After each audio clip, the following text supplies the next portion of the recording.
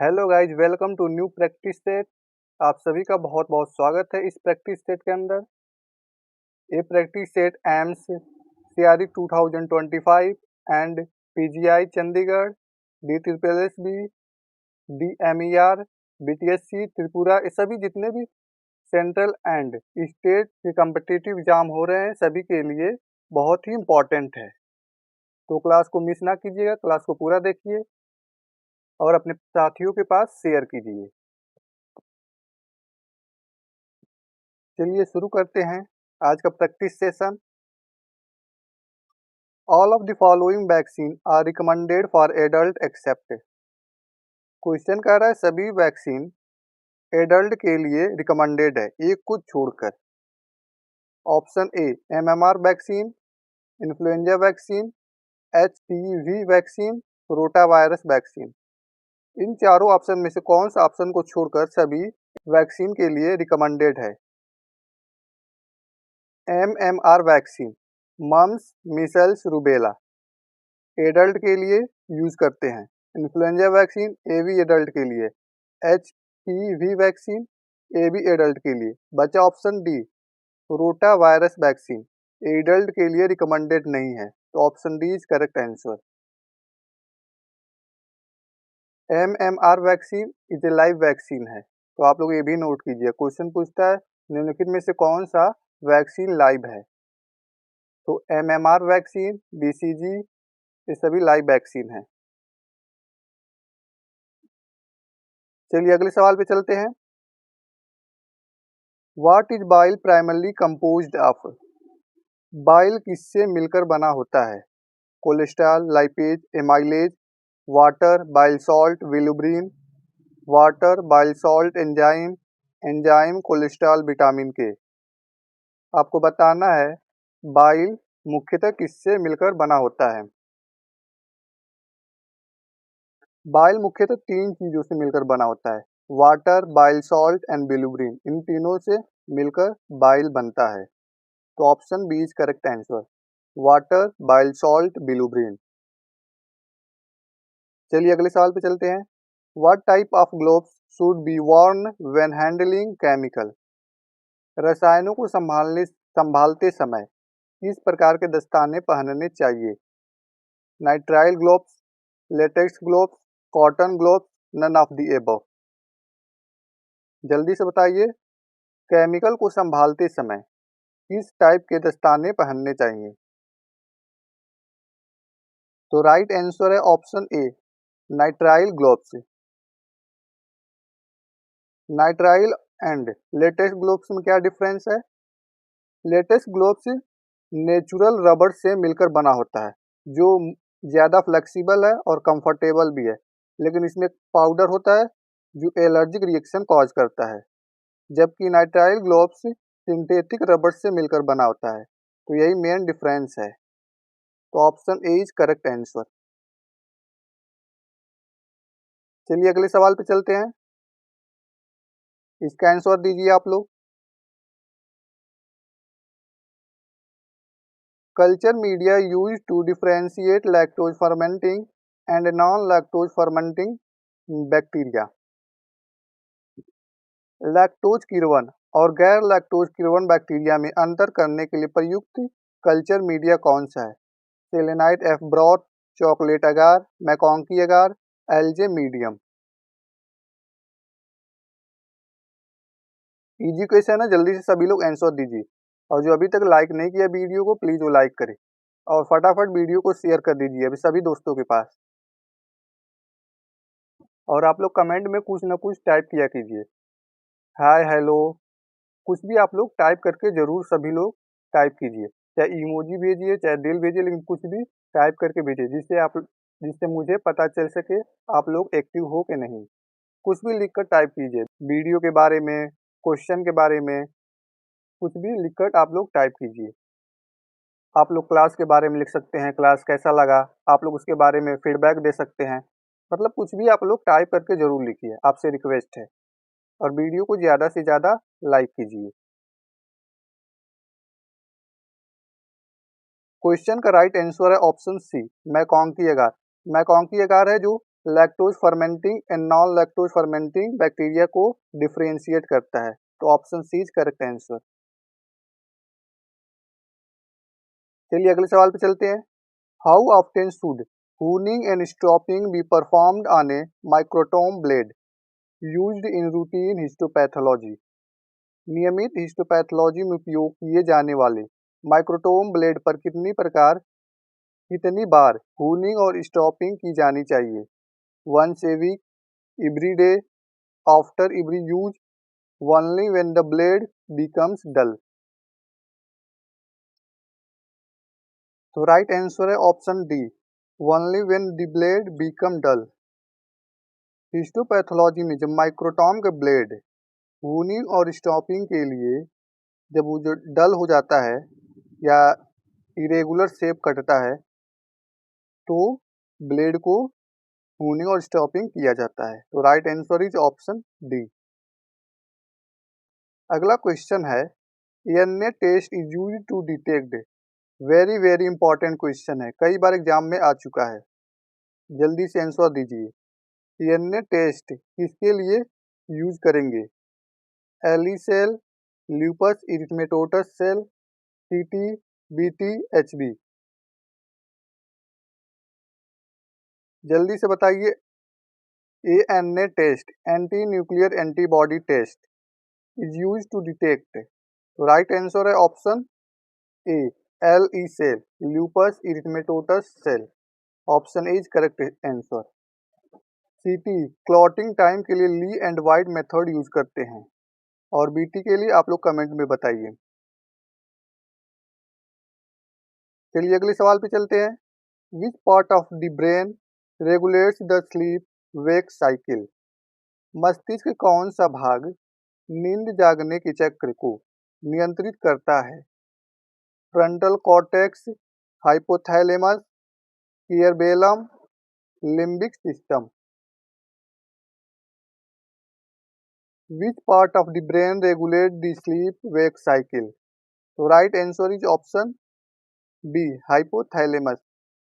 Hypothalamus sleep wake cycle को regulate करता है और हाइपोथैलेमस बॉडी के टेम्परेचर को भी रेगुलेट करता है। तो इससे क्वेश्चन आ सकता है, तो आप लोग नोट कर लीजिएगा। अगला क्वेश्चन है name the test associated with Kirby Bauer method. Kirby Bauer method से संबंधित परीक्षण का नाम बताइए। RPR, Widal, ABST, VDRL.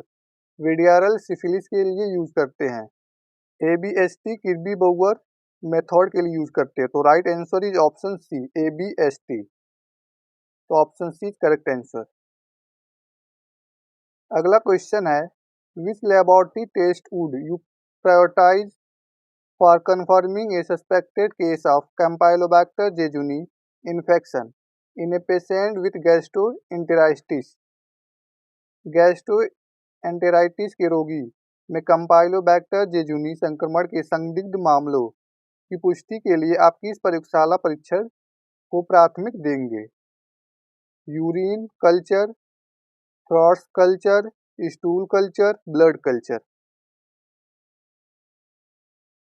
Gastroenteritis patient में कैम्पाइलोबैक्टर जेजुनी इन्फेक्शन के मामलों में कौन सा टेस्ट को आप प्रायोरिटाइज करेंगे?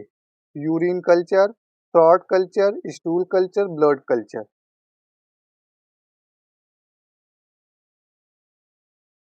तो राइट आंसर है option C, stool culture. Stool culture को प्रायोरिटाइज करेंगे। तो option C is correct answer. अगला क्वेश्चन है best method of sterilizing plastic syringe. Plastic syringe को स्टेलाइजिंग करने का सबसे बेस्ट मेथड कौन सा है? Radiation, hot air oven, moist heat, drying. Plastic syringe को स्टेलाइजेशन करना है तो कौन सा बेस्ट मेथड यूज करेंगे? तो option A is correct answer, radiation. Radiation best method होगा प्लास्टिक सीरिंज को स्टेलाइजिंग करने के लिए। तो option A is correct answer. अगला क्वेश्चन है which method would be most appropriate for identifying the metabolic pathway utilised by bacteria. Bacteria द्वारा उपयोग किए जाने वाले चयापचय पथों की पहचान करने के लिए कौन सी विधि सबसे उपयुक्त होगी? Turbidity measurement, gram staining, biochemical test, direct microscopic count. Question है which method would be most appropriate for identifying the metabolic pathway utilised by bacteria. तो राइट आंसर है option C, biochemical test. Option C is correct answer. अगला question है action of heparin to prevent blood coagulation. रक्त जमने को रोकने में heparin की भूमिका क्या है? Shrinking of RBC, anti thrombin, chelating, precipitated calcium. Heparin एक नेचुरल एंटीकोगुलेंट है जो ग्रीन कलर का ट्यूब में इसका ब्लड कलेक्ट करते हैं। क्वेश्चन में भी आता है कौन सा एंटीकोगुलेंट नेचुरल एंटीकोगुलेंट है, तो हिपैरिन नेचुरल एंटीकोगुलेंट है। क्वेश्चन पूछा है रक्त जमने को रोकने में हिपैरिन की भूमिका क्या है? तो राइट आंसर है option B, anti thrombin. Thrombin के अगेंस्ट एंटी। थ्रोम्बिन क्या करता है? ब्लड को जमाता है और एंटी मीन्स उसे ब्लड को जमाने से रोकता है। तो राइट आंसर है ऑप्शन बी। अगला क्वेश्चन है इन H and E staining what colour does the nucleus appear under a microscope? H and E staining microscope के नीचे जो न्यूक्लियस है वो किस रंग का दिखाई देगा? येलो, रेड, पिंक, ब्लू और पर्पल। एच का मतलब है हेमाटॉक्सिलिन, ई का मतलब है इयोसिन। हेमाटॉक्सिलिन एक नेचुरल डाई है और इयोसिन एक सिंथेटिक डाई है। क्वेश्चन ये भी एग्जाम में आ चुका है, वो भी एम्स सीआरई में आया हुआ क्वेश्चन है। निम्नलिखित में से कौन सा नेचुरल डाई है, कौन सा सिंथेटिक डाई है? एच यानी हेमाटॉक्सिलिन नेचुरल डाई है और ई यानी इयोसिन सिंथेटिक डाई है, तो नोट कर लीजिएगा आप लोग। और क्वेश्चन का राइट आंसर है ऑप्शन डी, ब्लू और पर्पल। चलिए अगले सवाल पे चलते हैं। Interferons are produce by the action of. Interferon किसकी क्रिया से उत्पन्न होता है? Virus, parasite, bacteria, fungus. Easy question है। इंटरफेरॉन वायरस से प्रोड्यूस होता है, तो right answer is option A. अगला क्वेश्चन है which blood component is used to treat patient with haemophilia और वॉन विल्ब्रांड डिसीज। क्वेश्चन है हीमोफीलिया या वॉन विल्ब्रांड रोग के रोगियों के इलाज के लिए कौन सा रक्त घटक का उपयोग किया जाता है? Whole blood, cryoprecipitate, fresh frozen plasma, packed red disease. Question कर रहा है haemophilia and von Willebrand patient के लिए कौन सा ब्लड कंपोनेंट यूज करेंगे? तो राइट आंसर है option B, cryoprecipitate. Option B is correct answer. चलिए अगले सवाल पे चलते हैं। The maximum depth of skin would made by lancet blade. Lancet blade द्वारा त्वचा की अधिकतम कितनी गहराई तक छेद किया जाता है? 0.3 mm, 3 mm, 1 सेंटीमीटर, 3 सेंटीमीटर। तो सेंटीमीटर को आप लोग एलिमिनेट कर दीजिए, बचा ऑप्शन ए एंड बी। इसी दोनों में से कोई आंसर है, तो राइट आंसर है ऑप्शन बी, 3 mm। 0.3 mm करेंगे तो बहुत हल्का सा होगा, तो right answer is option B, 3 mm।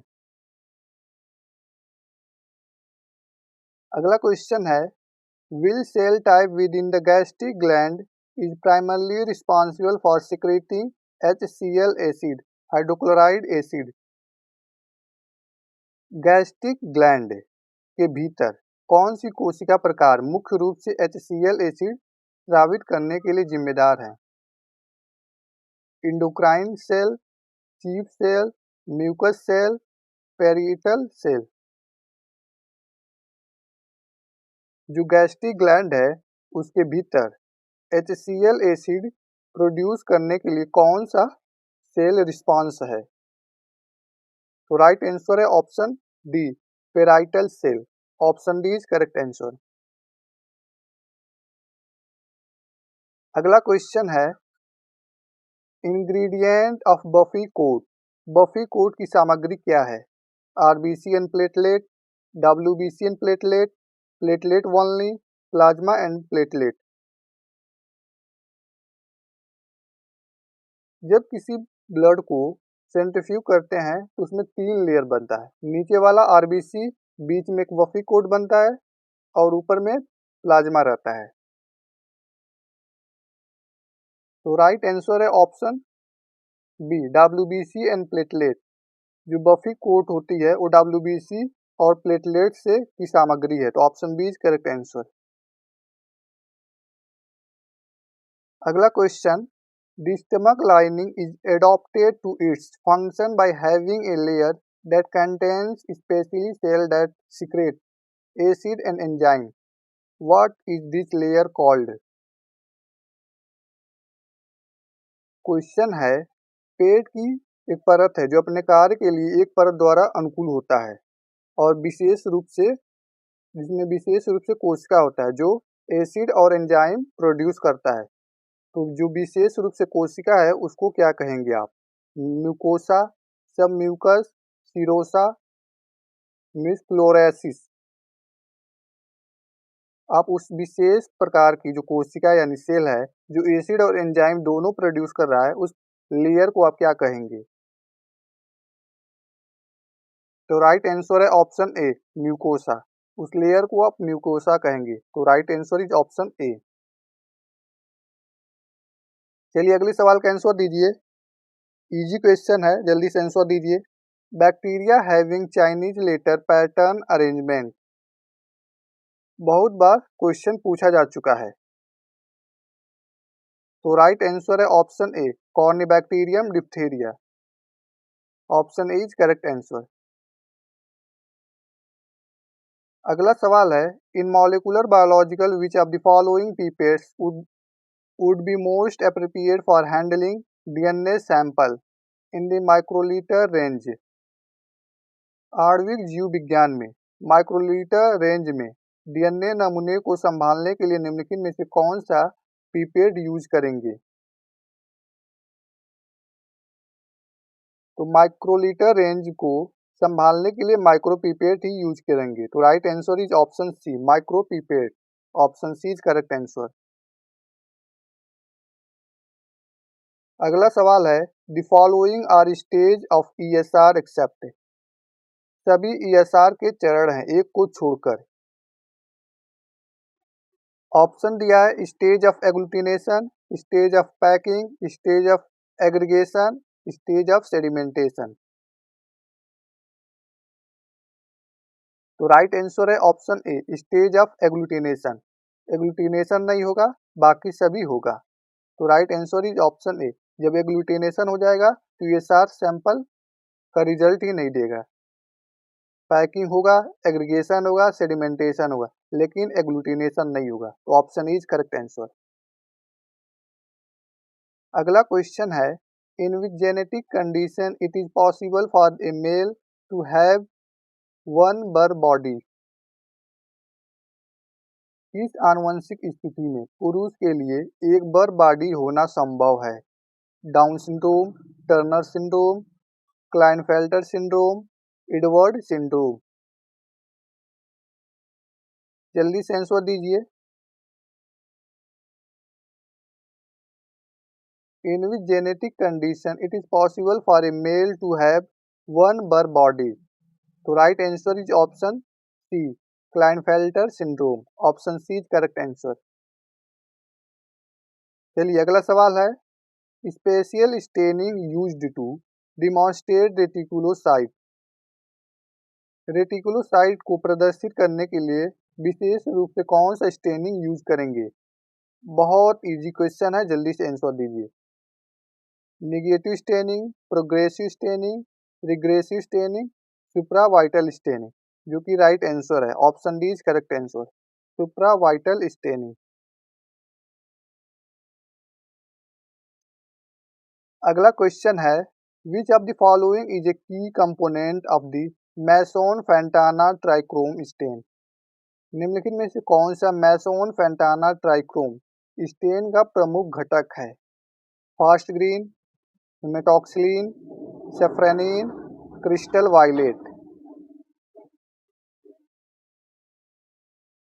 Crystal violet primary stain है, सेफ्रेनिन काउंटर स्टेन है, हेमाटॉक्सिलिन एक नेचुरल डाई है।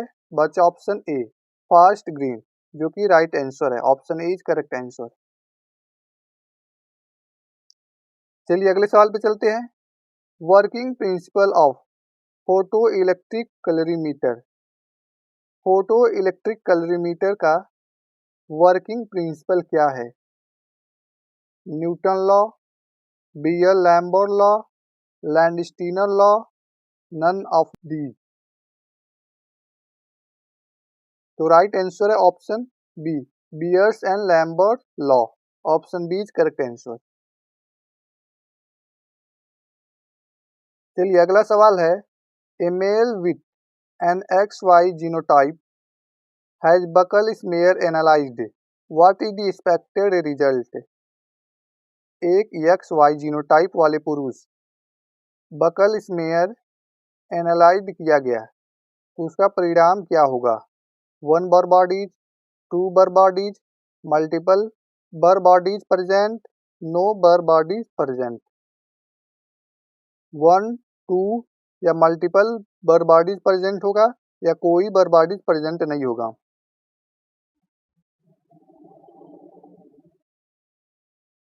तो राइट आंसर है ऑप्शन डी, नो बर बॉडीज प्रेजेंट। एक भी बर बॉडीज प्रेजेंट नहीं होगा, तो option D is correct answer.